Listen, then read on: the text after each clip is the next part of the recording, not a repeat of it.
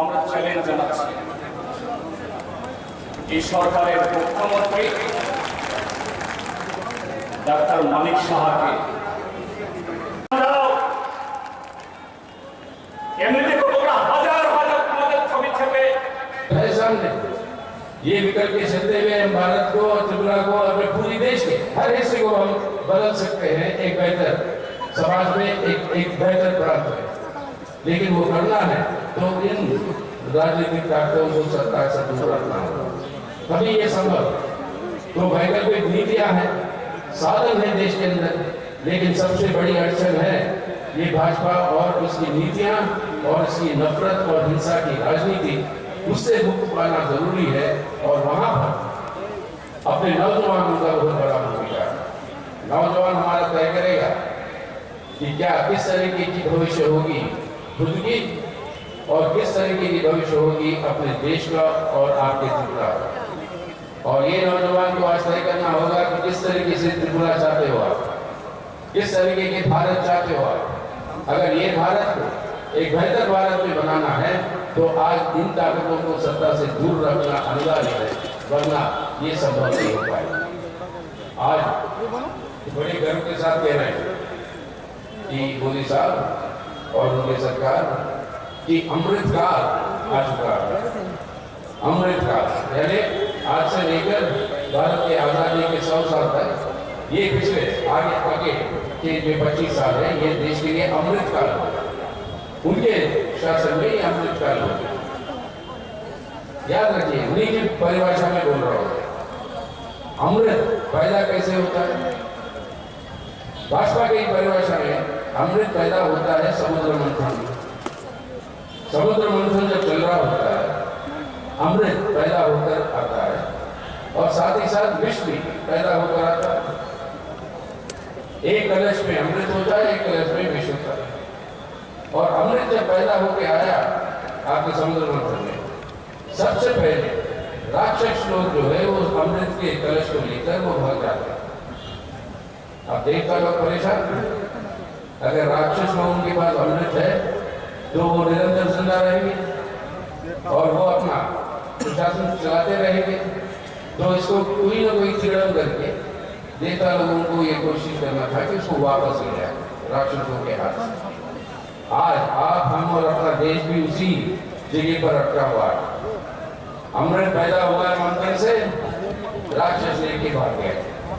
आज उसको वापस लाना है देश की जनता के हित के लिए, वापस लाना है आज देश के हित के लिए, अपने आप को बचाने के लिए और अपने भविष्य के लिए, अपनी विकास और विशाल तरीके से अपनी सभ्यता को आगे ले जाने के लिए आज इस अमृत वहां से उठाकर वापस लेना है जनता और देश के हित में।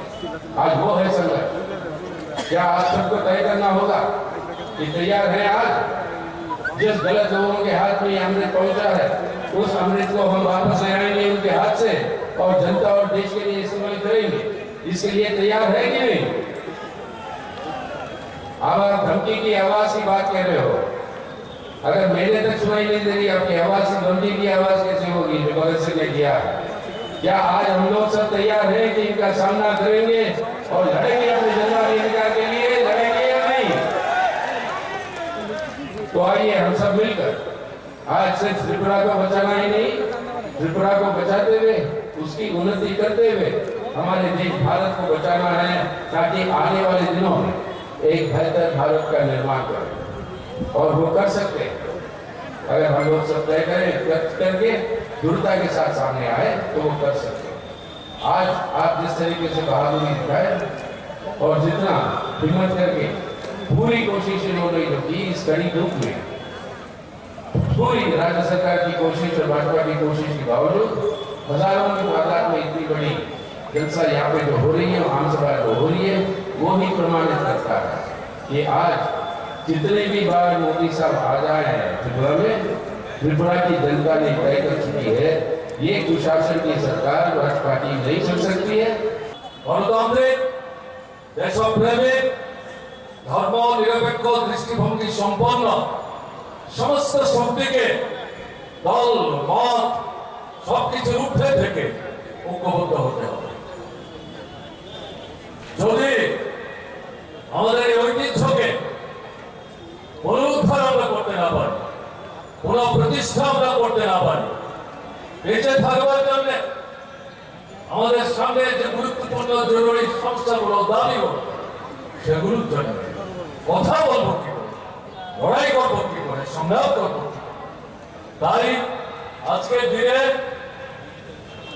শুধু বামফ্রন্ট না, মার্ক্সবাদী কমিউনিস্ট পার্টি না, আমাদের ত্রিপুরায় বিভিন্ন যে রাজনৈতিক দলগুলো আছে বিজেপির বিরুদ্ধে এখানে সেখানে কথা বলছেন, আক্রান্ত হচ্ছেন, আপনারাও আপনাদের কাছে আমরা আবেদন করব, ভোট যখন আসবে কোন দল তার সাথে নির্বাচনী সমঝোতা করবেন, এটা যার যার দলীয় যে নীতি, মতাদর্শ, কৌশলগত অবস্থান, তার উপর ভিত্তি করে ঠিক করবেন। এই স্বাধীনতা প্রত্যেক দলের আছে, স্বাতন্ত্র অস্তিত্ব রক্ষা করে সে ভূমিকা নেবার যে অধিকার, সে অধিকারের উপর আমাদের কারোর হস্তক্ষেপ করার সুযোগ নাই। কিন্তু আমাদের যে ঐতিহ্য, যেটাকে ধ্বংস করে ফেলেছে, এটাকে পুনরুদ্ধার করার জন্য ঐক্যবদ্ধ হওয়া দরকার। আপনিও যদি সেখানে আপনার অধিকার প্রতিষ্ঠা করবার জন্য ভূমিকা নিতে চান, আপনিও আক্রান্ত হচ্ছেন, সেই কারণে আপনাদের কাছে আমরা আবেদন করব, এই প্রশ্নে আমাদের গণতান্ত্রিক এবং ধর্মনিরপেক্ষ শক্তি, বামপন্থী অংশ আমাদের ঐক্যবদ্ধ ভাবে এগোতে হবে। এটাই হচ্ছে এই সময়ের সবচেয়ে জরুরি প্রয়োজন। আমরা বিশ্বাস করব ত্রিপুরা রাজ্যের মানুষ এই সমস্ত গণতান্ত্রিক ধর্মনিরপেক্ষ শক্তিকে এই প্রশ্নে কার্যকরী ভূমিকা নেওয়ার মতো একটা জায়গায় নিয়ে যাওয়ার ক্ষেত্রে গুরুত্বপূর্ণ ভূমিকা আপনারা গ্রহণ করবেন। অভিজ্ঞতা কি? গত নির্বাচনে তাদেরকে সবচাইতে বেশি প্রলুব্ধ করেছিল যুব শক্তি। কি প্রতিশ্রুতি বলে আপনাদের ভারত করতে করবো না, আপনারা আমার চেয়ে বেশি জানেন, আমাদের আগে বক্তারা এগুলো বলবার চেষ্টা করেন। কোথায় চাকরি? এই সরকার থাকবে, আপনার বেকার সমস্যার সমাধান হবে, এই যদি বিশ্বাস করেন তাহলে আবার প্রদানিত হবে। যদি কাজের সংস্থানের সুযোগ সৃষ্টি করবার জন্য সরকারের কাজ দেওয়ার প্রশ্নের লক্ষ্যে দরজা জানালা উন্মুক্ত করতে হয়, তাহলে এই যে সরকার, এই সরকারকে রেখে কিন্তু এটা হবে না।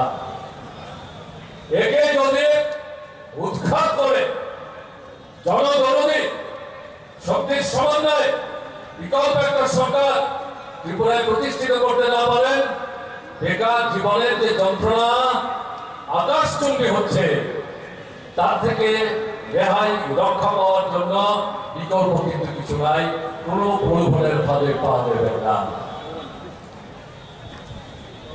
10,300 ভোটের সময়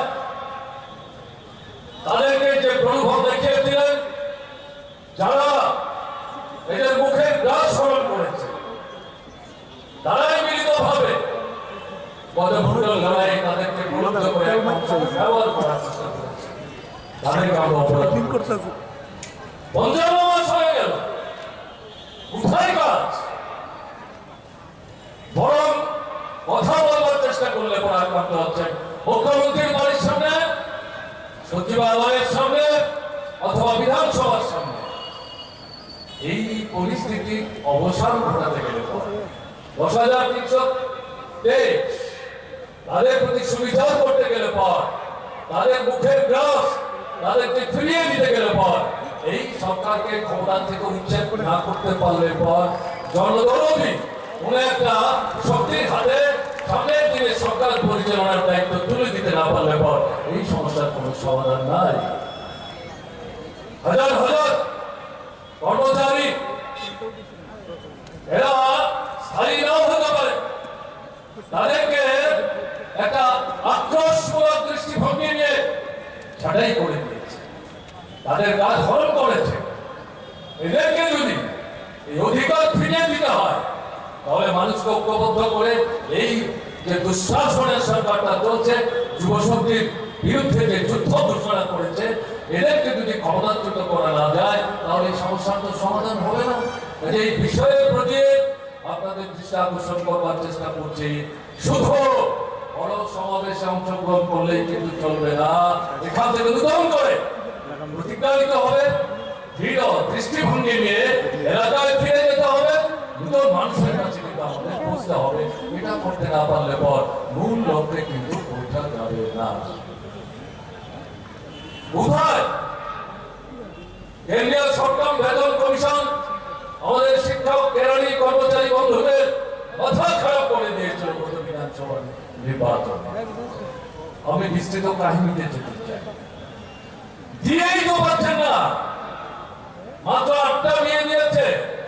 বামফ্রন্ট সরকারের সময় বছরে 2টো করে দিয়ে দিত, 5 বছরে 10টা নিয়ে। আপনাদের চাহিদা মতো দিতে না পারলেও এই নিয়ম রক্ষা করে এই ভূমিকা তো সরকার পালন করার চেষ্টা করেছে। এই সরকার যারা 7 সেন্ট্রাল পে কমিশন কার্যকরী করবেন আপাতত নিজেরাই করলেন না কেন্দ্রের সরকারে, তাদের দলের দ্বারা পরিচালিত রাজ্যের রাজ্য সরকার যেটা করছে না, তারা ত্রিপুরায় করে দেবেন। বিভ্রান্ত হয়েছেন আপনারা, এখন দিয়ে পাচ্ছেন হিন্দি ব্যতিচুপ নিয়ে যেখানে সেখানে শিক্ষক কেরানি কর্মচারীদের ক্ষতি করছে। পত্রিকায় উঠছে এটা একটা ব্যবসার ফাঁদ হয়ে গেছে। বিভিন্ন দপ্তরের কথা উল্লেখ করে বলছে টাকা পেলে বদলি হচ্ছে, টাকা পেলে